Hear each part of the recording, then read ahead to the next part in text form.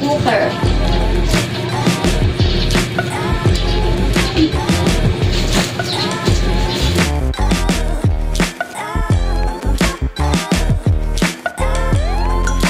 Maghihimay. Tayo'y maghihimay ng malunggay. Ayan.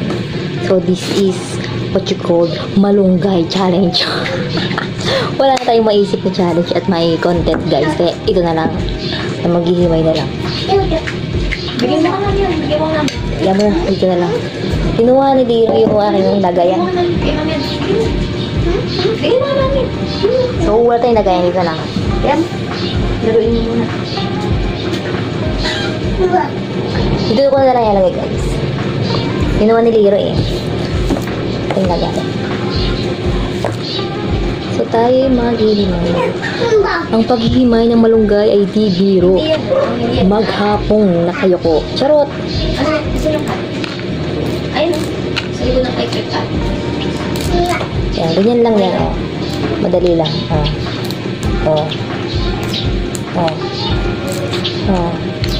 Mami! Yes. Pagkada! Oh, sige. Sige, sige. Sige na yan. Di ba? Lud. And then, syempre, mga ganito kalalaki, kahaba. Kailangan alisin natin yan.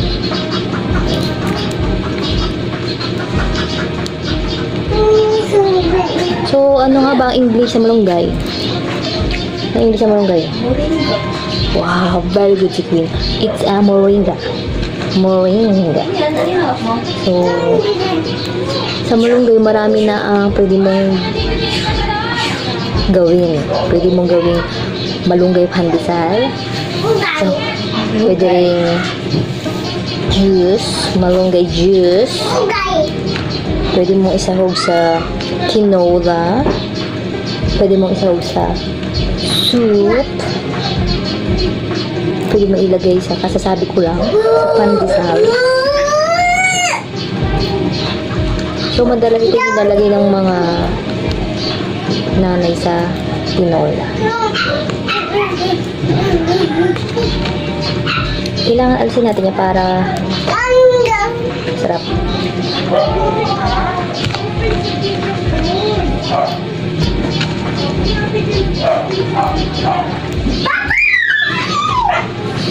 Ayan. O, diba?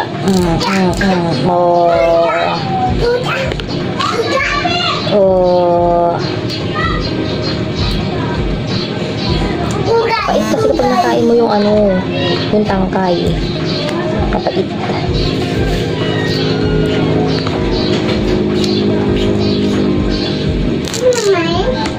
Ganda ba ko siya?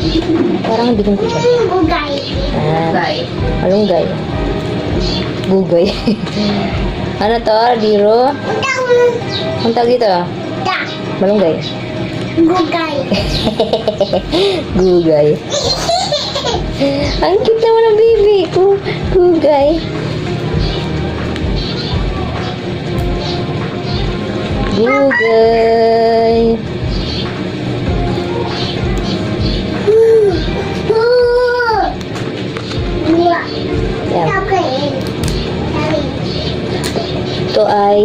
Ito ay napakabuti sa mga breastfeeding mom, sa mga nagpapadili ng mga kapapanganak lang na ina, ayan, sa mga sanggol nila.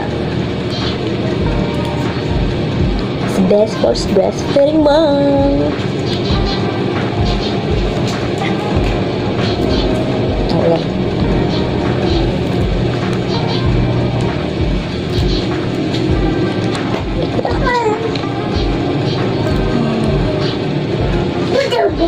Ay, ano ba yan? Oh, diba?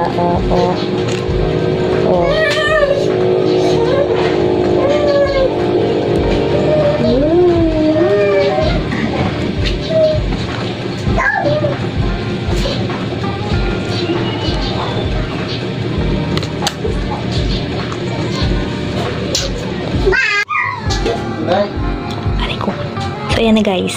Ang ating malunggay, ang ating moringa leaves, ayan na. Sinahog ko na dito. So, ayan, my friends and people. Kita nyo kung ano ang ginawa ko doon sa ating moringa leaves, ating malunggay. Yan, sinahog ko sa ating miswa na may siomai. So, thank you for watching. See you on my next video challenge content. Bye!